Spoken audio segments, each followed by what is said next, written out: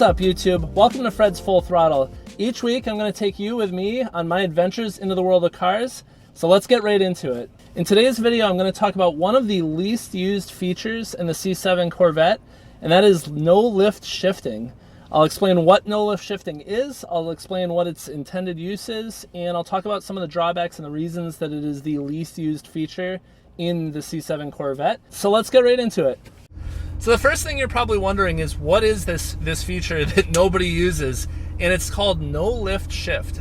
So no-lift shift is a feature that the C7 Corvette only has if you buy it in a manual, which my car is. I have a shifter, and I'm the one who's shifting the car. The way a manual transmission works is you rev up the engine, you press the clutch in, you shift into gear, you let the clutch out as you modulate throttle, you're rolling along. You accelerate, giving it more throttle, you then press the clutch in, pull the gear back into second, like so, and then you let the clutch out and continue to apply throttle smoothly.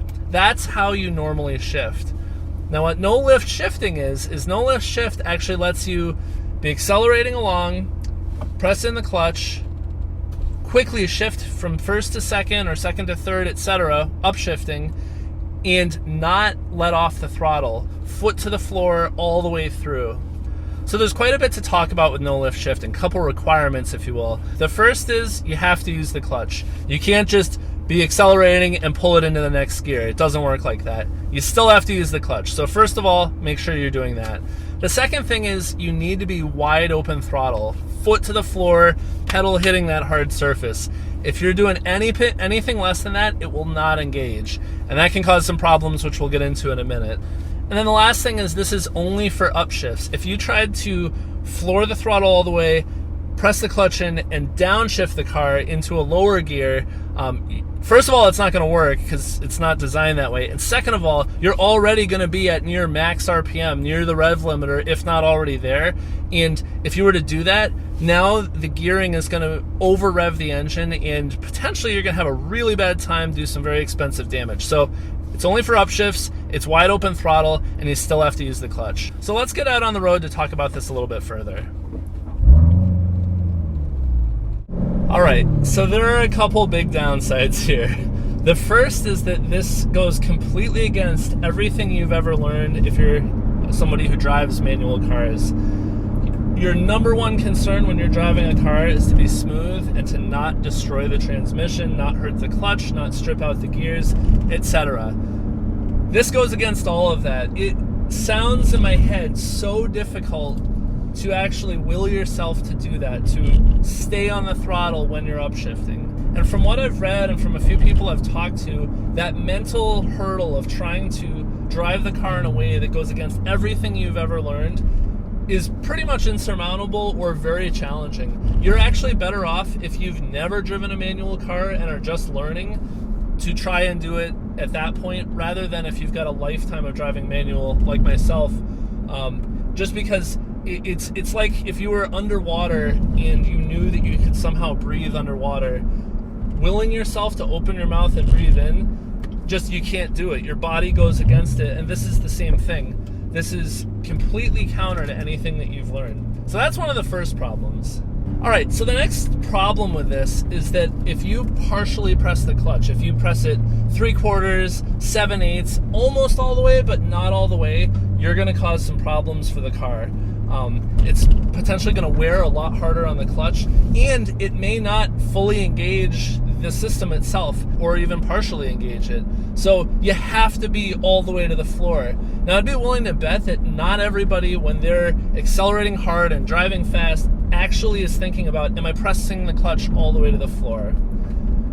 Also, if you don't do wide open throttle, if you have it 99% but not on the floor and the car reading as wide open throttle, it won't engage. So what that means is now you have an engine that's very high RPM, you're taking the clutch, you're forcing it into another gear, and you're not backing down that throttle, and the engine is basically going to cause some really bad grinding noises in your transmission because it's not actually going to initiate. You're going to hit the rev limiter, or I honestly don't even quite know how it would respond. And so that means you have a risk of stripping the gears in the transmission or rounding off some of the teeth, which Nobody wants that because that's really, really expensive. It's going to make a horrible noise. It's going to damage the car. It's going to make it probably not shift as smoothly. And now you've got a maintenance nightmare. You're going to have the thing opened up and fixed if you're grinding things too much. So that's a pretty big downside to me if you don't get it right. Now, taking all that aside, let's just say you're pretty confident you can do it right.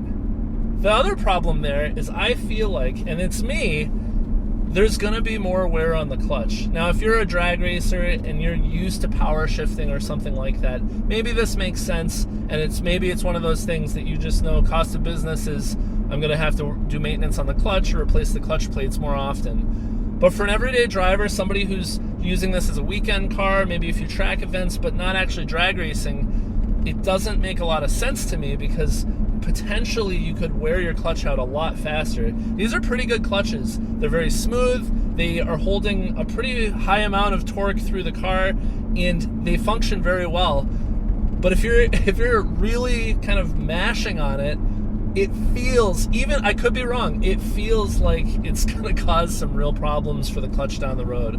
So that's something to consider.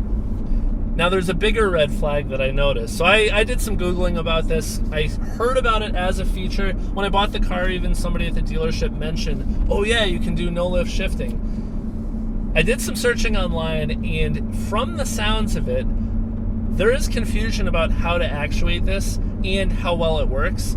I found more than a handful of forum posts of people saying they tried it and got horrendous noises from their clutch, from the gears, grinding sounds. All of that sounds awful. Now, there's certainly been posts right in the same thread where people are like, I did it fine, I had no problem, and I love the feature. But the fact that there is more than a handful of people who've said it doesn't work or it's tricky to engage, to me is a huge warning flag. If there is something that has the risk of completely destroying your transmission or at least damaging it, and you're not even sure if you can consistently engage it, that's a deal breaker for me. That seems like a real big problem. Maybe if you're a multi-millionaire and this is one of a stable of cars and you have your own mechanic, maybe that's not a real concern. But for me, that's like a pretty big red flag. So that's another big concern here. And I think the biggest thing is the reason for no lift shift is so that you can accelerate as fast as is absolutely possible. Now, if we unpack that for a second, most people who bought a manual, and I'm sort of speculating, so sure, I may not be right, but most people who buy a manual Corvette are not out racing it. And even if they are, they've made a trade-off between fastest possible acceleration, fastest possible lap time, for the enjoyment of having a manual transmission. Everybody knows that the automatic is faster to 0 to 60, faster to 0 to 100, faster around a racetrack. Like, there's no debate about that. So if you're doing no lift shifting, it means you're going out to set a fast lap time, ideally, or maybe somebody who wants to race somebody at a stoplight. But you've already chosen the car that gives more character and is a little more engaging to drive over the fact that you could have gotten something that's faster.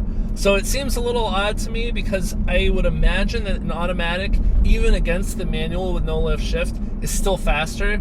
So it seems kind of weird to me. Plus, this car is still pretty fast, which I'll demonstrate in a moment.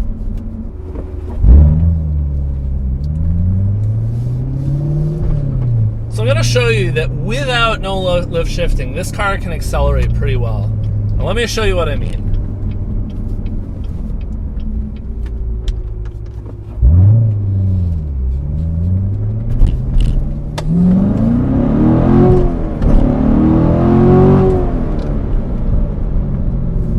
So the car is plenty fast without that. I've never had concerns about how fast this thing accelerates, and I've always felt like it was more than fast enough.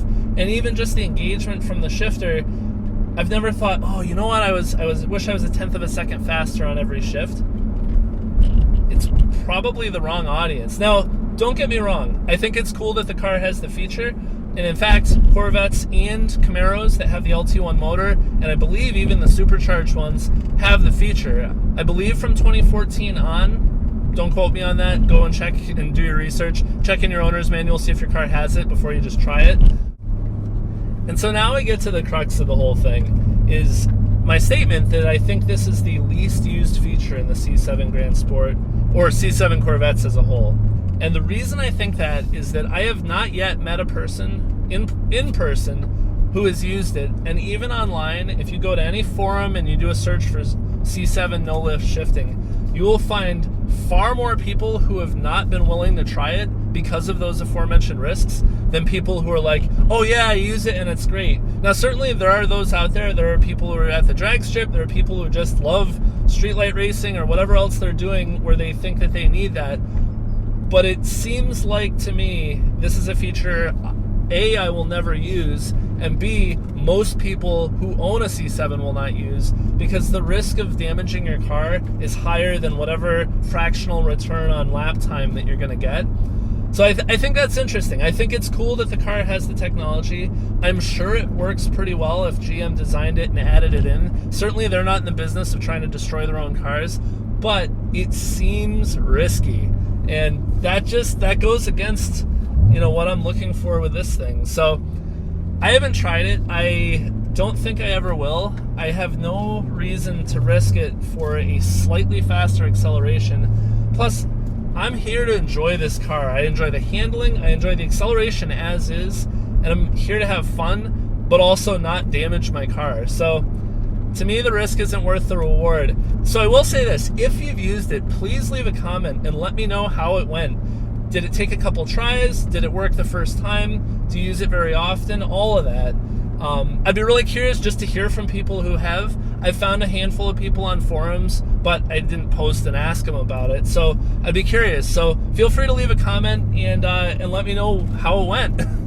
So sometime soon, I'm going to be doing a video on the second least used feature, and it's actually a feature I'm going to try out. I haven't used it yet, and I've done pretty much everything you can do in this car. I've taken it to the track, I've raced it, I've gone on the skid pad and drifted, I've done rallies in it. I mean, I've done a lot in this car, and I have not used this feature. So stick around. There's going to be another video, and I'm actually going to use the feature that I'm talking about, which I'll save for that video. So suspend disbelief. Hopefully it'll be interesting. So thanks for watching. I hope you enjoyed this, and until next time, Fred out!